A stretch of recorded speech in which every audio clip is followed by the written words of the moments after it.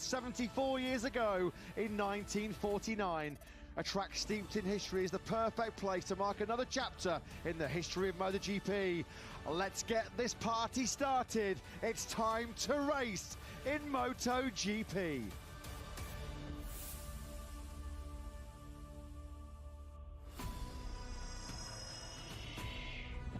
So the 4.19 kilometre Le Mans circuit, first built in 1965, steeped in motorsport history, of course. Great traditions here in endurance racing. The first Grand Prix was here back in 1969, where just 5 kilometres south of downtown Le Mans.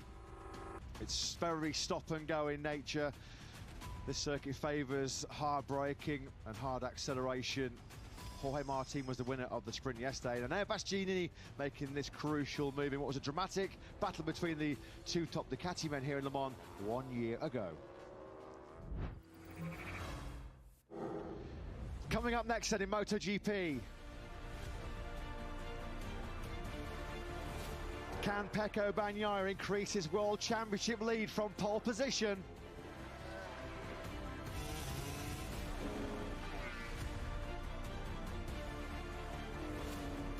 Second in Spain 2 weeks ago, can Brad Binder go one better, fighting from row 4?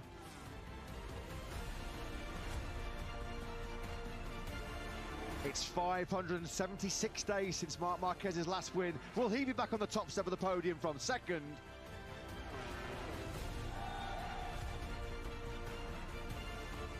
And will Fabio Quartararo and Johann Zarco send over 100,000 passionate fans home happy in the 1000th Grand Prix?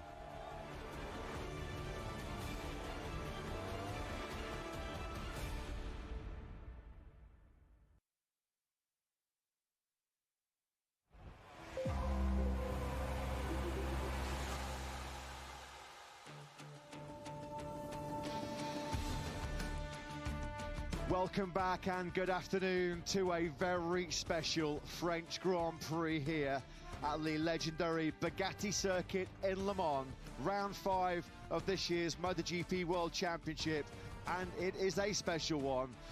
There's been celebrations galore throughout this weekend as the MotoGP World Championship's proud history brings us to a landmark day, the 1000th Grand Prix in history. The World Championship, its proud roots starting all the way back in 1949 at the Isle of Man. What a place to have such a milestone Grand Prix here at the iconic Le Mans circuit in France. We've got beautiful sunshine, the perfect way, the perfect weather to mark such a famous day in this sport's great history. 27 laps, the Chartres Grand Prix of France coming your way in just under 40 minutes time. The wonderful drone footage bringing you these scenes, those grandstands, those seats and those vantage points here around this Le Mans circuit. Well, they were taken from 6 o'clock onwards this morning. Hottest conditions of the day so far then. Ambient temperature has just nudged up to 20 degrees. Not much of a breeze around as well to disturb the riders ahead of what should be another mouth-watering French Grand Prix. Last year, of course, there was an epic showdown between Enea Bastianini and Pecco Bagnaia. Bagnaia goes from pole this afternoon. As we mentioned, this weekend has felt like it's been one long celebration, one big party, just as we knew it would be, and celebrating one of the biggest icons in the history of Grand Prix racing, a special exhibition of Giacomo Agostini's most iconic motorcycles, the Hondas, MV Agustas, motorcycles that carried him to 15 World Championships, an astonishing 122 Grand Prix wins in our previous 1000 Grand Prix. Will that tally ever be beaten? I'm delighted to say as well, not just his motorcycles are here on show for the French fans to have a look at and marvel at, but Giacomo Agostini, the Italian legend himself,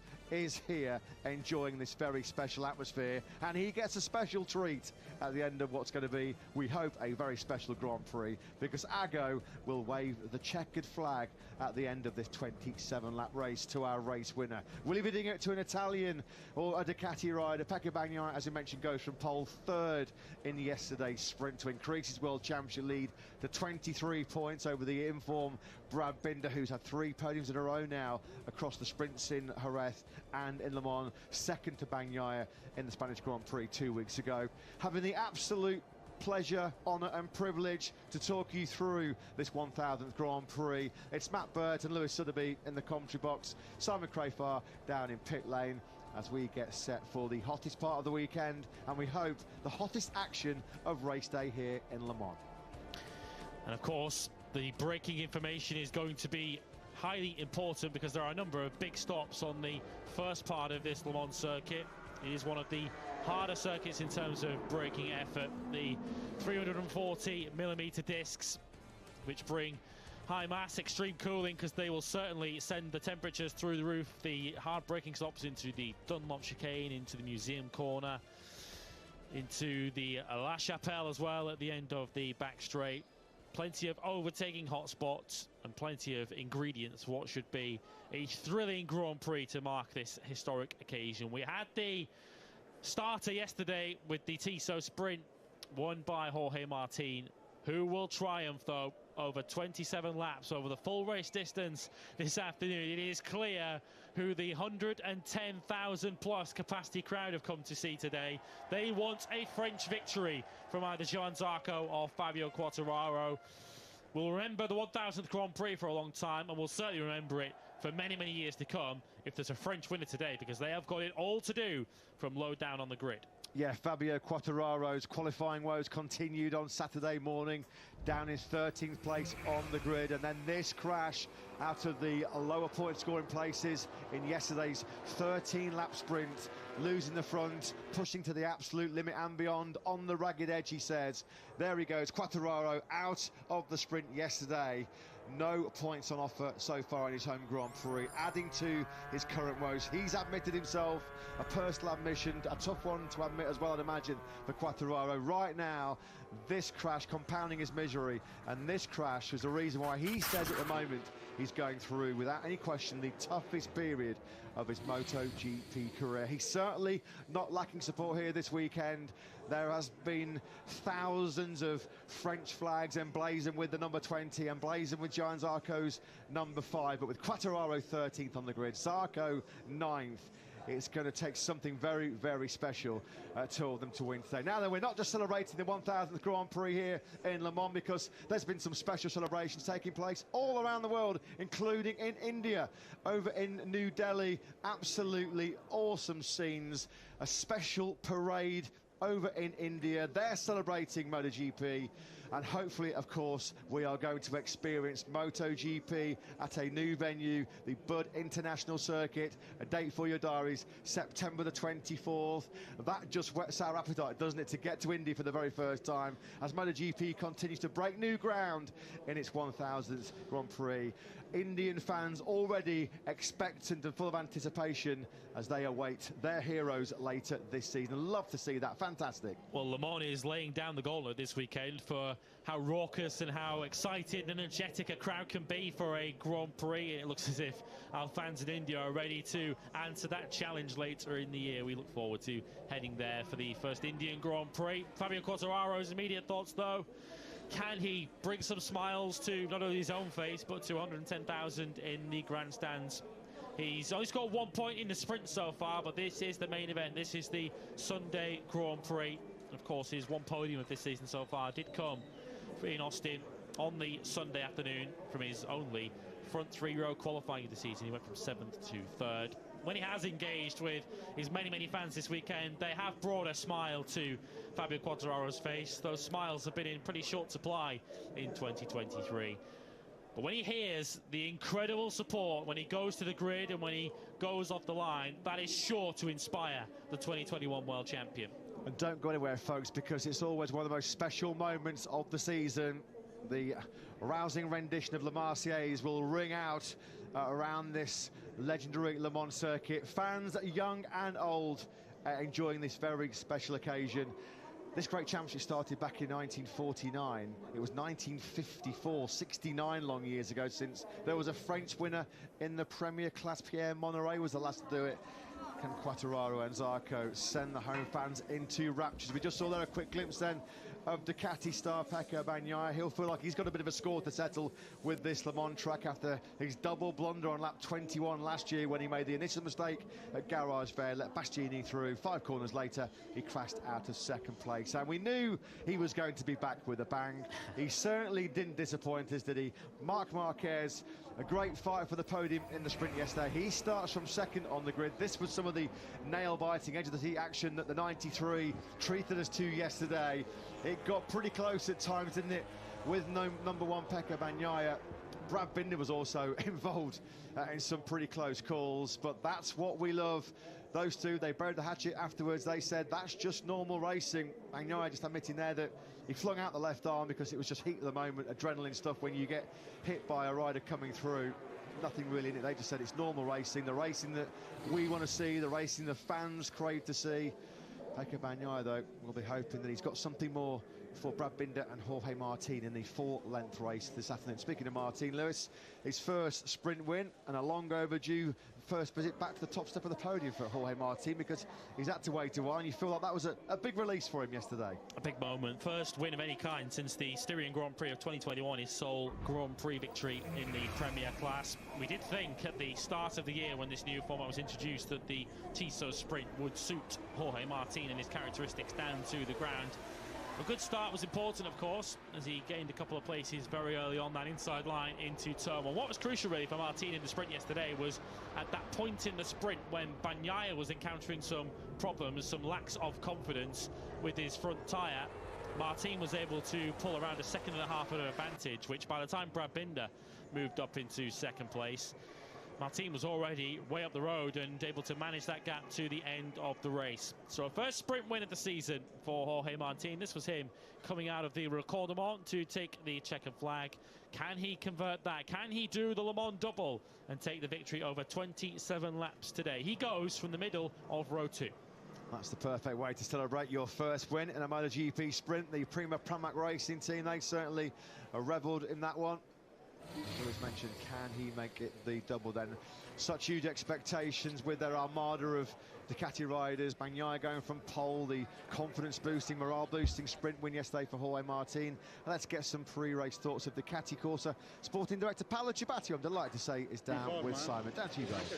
Yes, he is. He's just having a chat now with the main man from Pramac, and I think he's going to jump across to us. Paolo, can you give us your thoughts on yesterday's race, first of all, before we speak about today's race? Early on, Pecco was like we knew he would be, fast, and then he had that little window where he didn't seem to be able to go with him. He got his confidence back and came strong at the end. Your thoughts on that, and how, I mean, have they found a way to stop that happening in today's race, and how you think it'll go? Yeah, as you said, unfortunately, he was not super happy with the performance of, I think, bike and tires in the first part of the race. So he lost contact mainly to Martin, who did a fantastic job. And then I think this fight with Marquez made him lose a little bit the rhythm. He came back very strong at the end. He was almost closing very close to Binder. So I think today, hopefully, normal race distance will help to get a better result. But for sure, a third place is good. Ducati winning with Martin is good for Ducati. We can say that definitely the KTM are very strong and the riders are doing very good. Regarding Martin, I fully expected him to do this earlier, and it's been a little bit disappointing, I imagine, for all involved, because I imagine Pramac team, I spoke to them before the season start, how they knew he was so good at the sprints, and can you give us your thoughts on that? He was amazing yesterday, but it seemed to arrive later than all expected. Yeah, in a way, I agree with you, even though we know Jorge is a great talent, but for whatever reason, he never was able to have a perfect weekend lately. Yesterday was really impressive. Let's see if we can keep a rhythm for the whole race distance. This has been always one of his limits still, that he would be doing very well in the first half of the race and then somehow lose ground in the second half. But he's still young, and he's one of, I think, the best talents here in terms of speed. He can be very fast on the qualifying, as we all know, and we still have a lot of confidence that he can still make a step, and then it will be a tough competitor for everyone. Paolo, thank you for your time and good luck this afternoon. Thank you. Yeah, thanks to Paolo Ciabatti, thanks to Simon Crafar. We were just seeing there, weren't we, on screen, some of the replays of the frenetic action that was raging behind Jorge Martin in that sprint. It was involving Marc Marquez, Brad Binder, Pecco Bagnaia.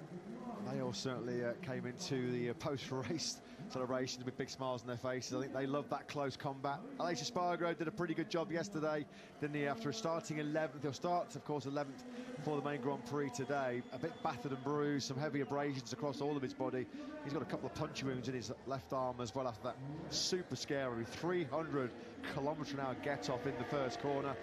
Aleix Espargaro, not a bad job, was it, yesterday, picking up an 8th place in the sprint. Not where he wants to be, but at least it was a good recovery job after a horrible Saturday morning.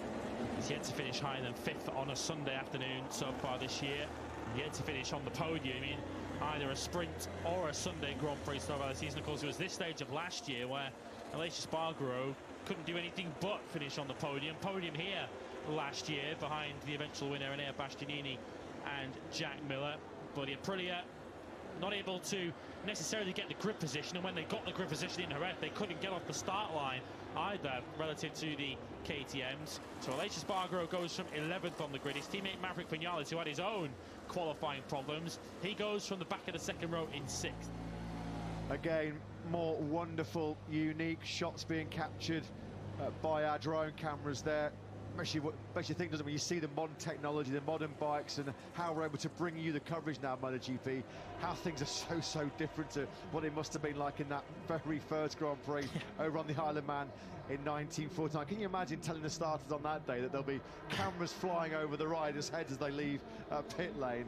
Amazing stuff by Nacho Deval, of course, who's always had recommended, and a specialist drone pilot. He just brings us some absolutely sensational coverage throughout this 2023 season. And if you told them about some of the motorcycles with the ride height devices and the aerodynamics and obviously the strength of the competition as well in MotoGP nowadays, Grand Prix racing is in many ways all about evolution. And that includes Michelin, our tyre suppliers. Those are the options ahead of them today.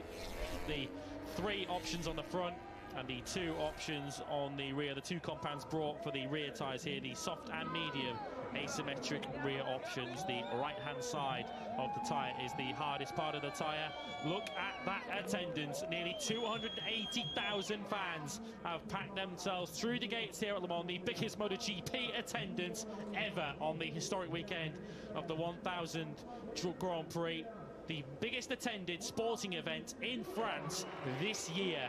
And we thank all of the fans who've made this an atmosphere that none of us will ever forget. It's an historic weekend for MotoGP, and we get in our 1000th Grand Prix. How appropriate, how fitting is that to have an all-time record crowd across the weekend? Carmelo Espeleta there echoing those sentiments. To break the all-time record and see it's well over 250,000 people is something truly special. What a way to mark 1000 FIM Grand Prix. Thank you to the French fans. Thank you to fans who've come from all around the world to take part in these special celebrations. That banner is what it's all about. The big cake with the 1000 on it. That is incredible. What a job the French Grand Prix have done. That's why I'm so happy we've got glorious sunshine and the prospect of a memorable 27-lap French Grand Prix. Over 250,000 people have come through the gates here this weekend. Just feels fitting and appropriate, doesn't it, that we get MotoGP's best ever crowd through on what is such a fantastic day for the sport that we all love. To give you a little bit more background behind that, there were 88,000 fans here just for Sprint Saturday alone yesterday, which is an incredible number, and over 112,000 fans here today. And of course, many of them will have number 5s on their caps, on their shirts, on their flags, cheering on Johann Zarco, who managed to register his best sprint result of the season so far yesterday. The Frenchman coming through to finish in 6th place. What can he achieve this afternoon, coming through from 9th on the grid? We're about to see a presentation ceremony very, very soon, where the French Grand Prix will be presented with the Best Grand Prix of 2022 award. They're going to be favourites to keep that, aren't they, this season as well. Let's go quickly down to Simon Crieff on the grid. Prima Planet Racing's Gino Borsoi after the Martin sprint win yesterday. Simon, down to you. Yeah, guys, I've got to say, the atmosphere here is awesome. There's people both sides yelling to what the commentator's saying. Amazing. Gino, yesterday, your rider Jorge Martin did an amazing job. I'd like to know what you think he can do today, but also we're standing next to Johann Zarco, and as you mentioned this morning, he was very quick, especially towards the end of the race. Well, honestly, it was a really nice day yesterday, not because he got a victory, but because the pace was amazing from the beginning. I hope we can keep this pace for the long days. About Zarco, I'm happy also because, as I said before in my interview, his pace at the end of the race, as always, was amazing like Martin. So seems he's okay for the long distance. Let's see. But I'm quite confident about all of them. Gino, a quick congratulations to you for your first win as a team manager in the big class yesterday. I hope you have many more. Finger crossed. Thanks, Simon. Quick run through of the grid then. Bagnaia, Marquez, Marini on your front row from Miller, Martin and Viñales. Bezzecchi, Alex Marquez and Johann Zarco on row 3. Then Binder, Aleix Espargaro and Augusto Fernandez. Fabio Quartararo, Taka Nakagami and Fabio Di Gianantonio.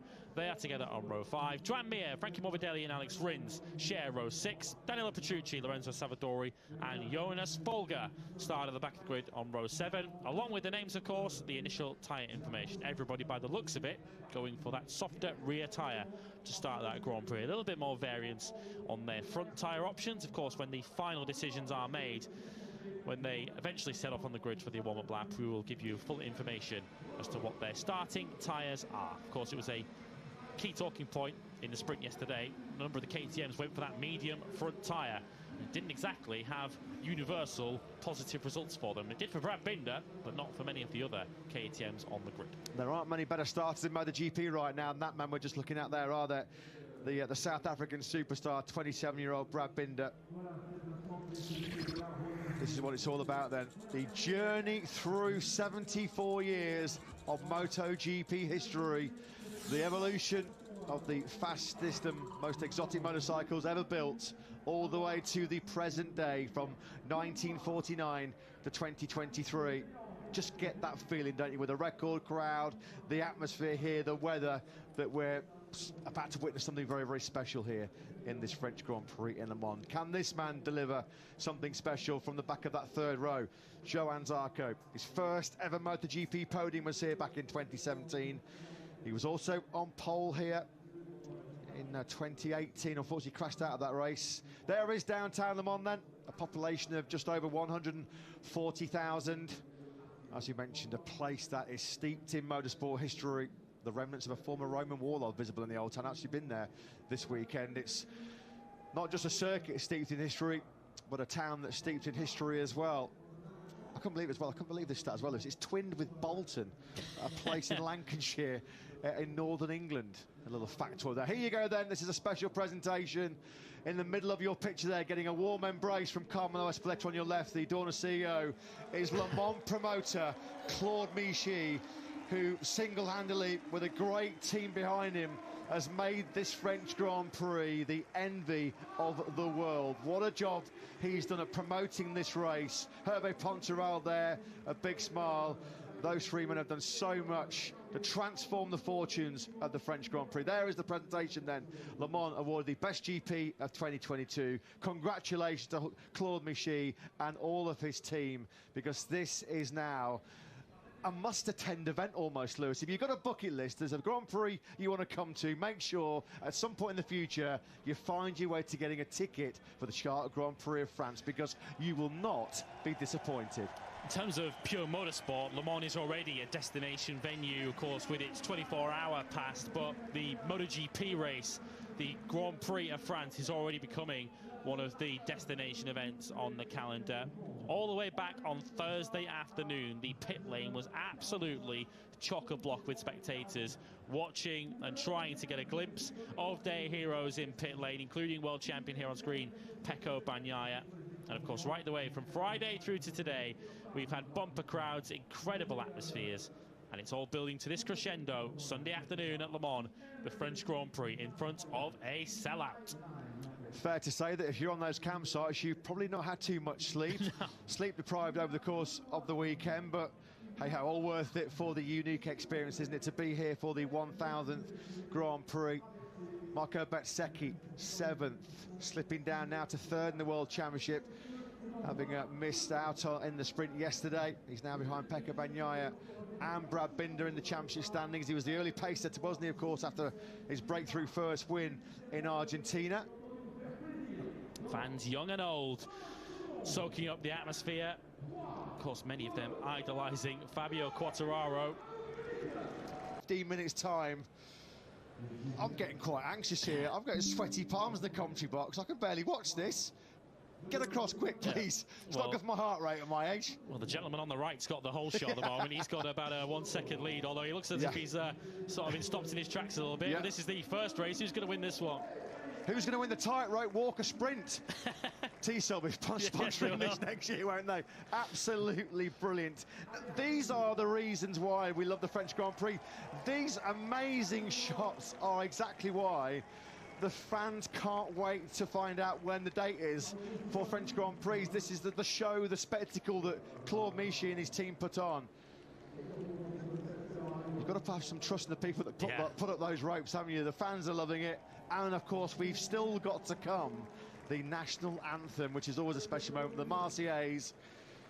That has been brilliant. We've got our first winner, though, ahead of this 1000 Grand Prix. They're carrying 1000 GP flags as well. Fair play. What a spectacle. What a show. The fans loved it. We loved it.